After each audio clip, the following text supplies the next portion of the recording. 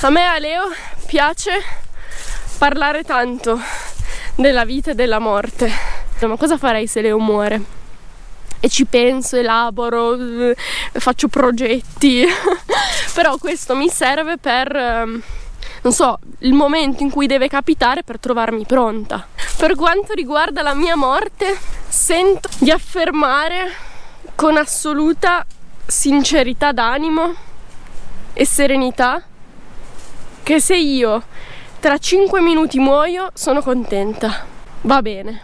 L'osservare questo ciclo della vita compiersi, quindi osservare animali che nascono, vederli vivere, accompagnarli nella vita, volergli bene e poi vederli morire più e più volte, mi ha veramente donato una serenità d'animo indescrivibile, grandissima, grandissima. La cosa principale che ho imparato stando qui nel tempo è che per me non c'è differenza tra la vita e la morte. Buondì, siamo a metà giornata. Sono venuta con Rita che sta correndo come una matta a fare 2 passi nel bosco. Allora, mettiamoci qui sotto questa quercia gigante. È un video che avevo già fatto, ma fa parte dei video che abbiamo cancellato. Il video si chiamava Ho visto nascere e morire. Era un video in cui raccontavo delle mie prime esperienze a contatto con la vita e la morte e un po' di quello che ho imparato, insomma, da queste esperienze che ho vissuto. Una volta, prima di venire a Cascina Girasole, avevo così paura di tutto, di superare le difficoltà, di fare cose che non avevo mai provato. Pensavo di non essere capace a fare niente, di non essere brava a fare niente. Avevo paura di tutto, persino di uscire di casa. Ma che cos'è che mi faceva così paura? La morte, alla fine. Alla fine avevo solo paura di morire e di non essere all'altezza di vivere. Aver visto che ci sono degli esseri su questo pianeta che sono completamente in pace con la loro vita e la loro morte, e per questo sono capaci di affrontare qualsiasi cosa per le loro capacità, più o meno bene. Non è detto che dobbiamo tutti essere dei mostri in tutto, dei geni in tutto, ma perlomeno poter vivere abbandonandoci, no? A quello che accade, poter essere contenti, poter essere sereni, e poi quando arriva il momento di andarsene, perché tanto arriverà, far tutto quello che possiamo per vivere, e quando è arrivato il momento e non ce la facciamo più, lasciarci andare. Allora magari dirlo è facile e viverlo è un'altra cosa, questo sicuramente, però a me piace parlarne e dirlo e dire: domani muoio, cosa faccio?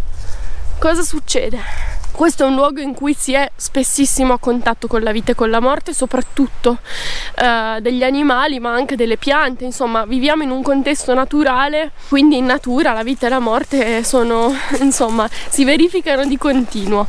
Ho avuto modo di assistere a, non so, le prime cose magari erano gatti, nascite di gattini, morti di gatti. C'è stato un cane che abbiamo amato tantissimo che si chiamava Lazzaro. Leo l'ha chiamato Lazzaro proprio perché è un cane che è resuscitato 1000 volte praticamente, cioè si è trovato 1000 volte in un contesto, insomma, vicino alla morte, e poi si è ritirato su e poi a un certo punto ovviamente ci ha lasciato anche lui e noi l'abbiamo accompagnato, quindi quella è stata un'altra morte a cui ho assistito. Ciao Lazza, se ci stai seguendo da qualche parte. Ho visto tanti parti degli animali, delle capre, delle mucche, già il parto, che comunque è una cosa, insomma, la nascita è una cosa bella, sì, però è anche una cosa forte da vivere, no? Non è neanche scontato che sia semplice assistere a un parto. I primi parti comunque per me sono stati molto intensi. Ricordo la prima capra che ho visto partorire, Betulla, era stato molto forte per me. Forse la morte siamo abituati, diciamo, a viverla come una cosa più dolorosa, più cupa. La cosa principale che ho imparato stando qui nel tempo è che per me non c'è differenza tra la vita e la morte. fanno parte, sono due facce della stessa medaglia, sono due passaggi obbligati che in qualche modo siamo costretti, ciascuno di noi è costretto a passare attraverso la nascita e attraverso la morte, e quindi è una cosa che in qualche modo ci rende tutti uguali. È stato molto utile vederle vivere dagli altri, soprattutto dagli animali, che devo dire hanno un approccio veramente bellissimo, sia alla nascita che alla morte, perché loro sono estremamente attaccati alla vita, quindi qualsiasi cosa accada, che sia un incidente o che sia una morte naturale per vecchiaia, loro fanno tutto quello che possono per sopravvivere, perché il loro questo istinto di sopravvivenza è fortissimo. Però quando arriva il momento di lasciarsi andare, che capiscono che non c'è più niente da fare, allora si abbandonano completamente, non restano aggrappati, si lasciano andare in maniera molto serena, anche se hanno male, anche se hanno dolore, però sono sempre molto dignitosi nell'affrontare la vita e la morte. Questa è una prima grande, immensa lezione che ho ricevuto da loro, dagli animali. Anche gli alberi in questo sono grandi maestri, perché loro passano tutta la loro vita in silenzio, poi un bel giorno magari seccano e cadono, e questo magari dura 100 anni. Stanno lì, nascono, vivono, muoiono, danno tutto quello che possono dare per sopravvivere, e poi quando arriva il momento vanno giù.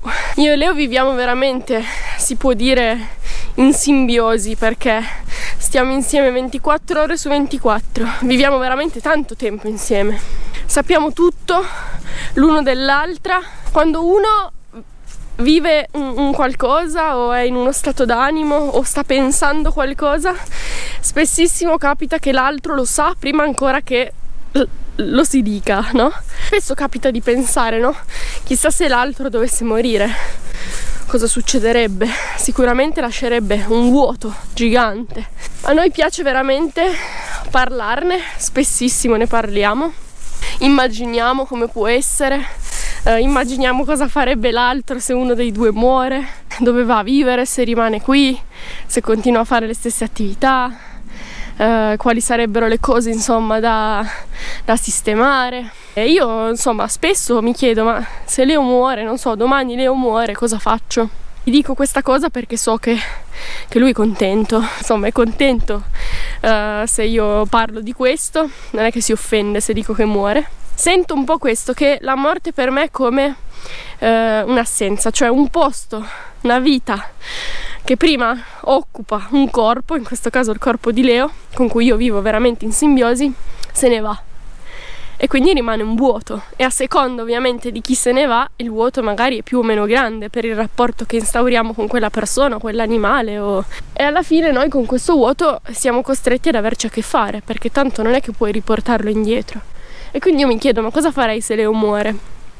E ci penso, elaboro, faccio progetti però questo mi serve per non so, il momento in cui deve capitare, per trovarmi pronta. Cioè cerchiamo in tutti i modi di non vivere la morte come un tabù, e anche di non viverla come una cosa per cui contorcersi nella sofferenza, no? Perché è vero che certe morti, proprio per lo spazio che occupa quella vita che se ne va, possono essere gigantesche, magari molto difficili da elaborare e superare, no? Però è possibile. E spesso io mi sono resa conto che in passato tendevo a come dire, mettere nella morte magari di qualcuno, di qualcosa, un botto di sofferenza, che però era una sofferenza non per quello, no? Ma che veniva da altro, cioè una sofferenza in generale che avevo nel vivere, perché non ero tanto contenta, ero un po' impaurita, ero un po' delicata, debole nei confronti della vita, e quindi questa sofferenza, questa frustrazione la mettevo nella morte, nella paura della morte, nella morte di qualcuno, nella paura che qualcuno potesse morire.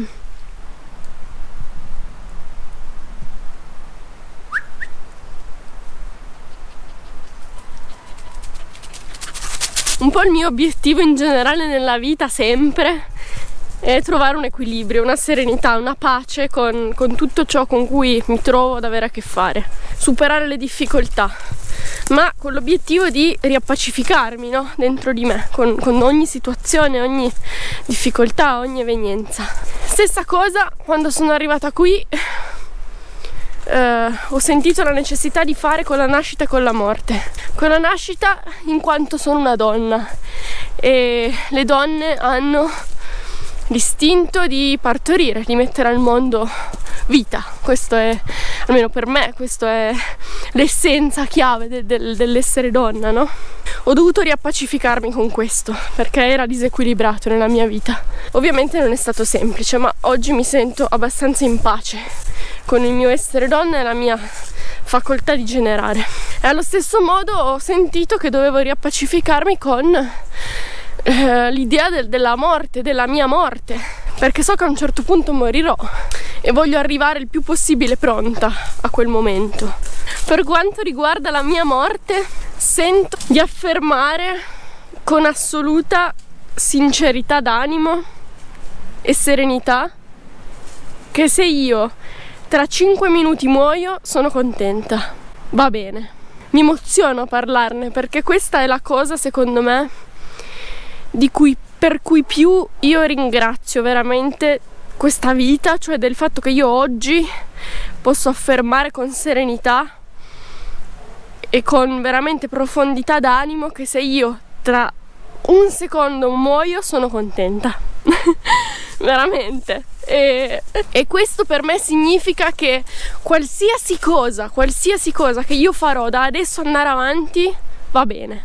Nell'altro video che avevo fatto dicevo questa cosa, che l'osservare questo ciclo della vita compiersi, quindi osservare animali che nascono, vederli vivere, accompagnarli nella vita, volergli bene e poi vederli morire più e più volte, mi ha veramente donato una serenità d'animo indescrivibile, grandissima, grandissima. E dico, avrei voluto vederlo da piccola, avrei voluto assistere quando avevo 1, 2 anni, 3 anni a un animale che nasce, che muore, a un essere che nasce, che muore, a cui voglio un bene dell'anima, a cui mi dono, a cui dono le mie cure completamente, in maniera veramente incondizionata, e poi lo vedo anche morire. Questo mi ha veramente dato una chiarezza, una semplicità nel vivere, una pace, come che alla fine tutto ha senso, tutto va bene, tutto quello che succede, tutto quello che mi trovo ad affrontare, cose difficili, cose faticose, sfide grandi, va bene. Tanto alla fine nasco, poi muoio e via, e la mia vita è andata così come quella di tutti gli altri. Le prime primuline che spuntano nel bosco, ragazzi, che cacchio di emozioni. Era tanti di quei giorni che avevo voglia di camminare nel bosco e mi serviva una scusa buona. Adesso l'ho trovata per fare sto video. Avevo una voglia di arrampicarmi nel bosco. Qui c'è una gola spaziale, adesso ve la faccio vedere. E tra l'altro c'è anche la cascata adesso.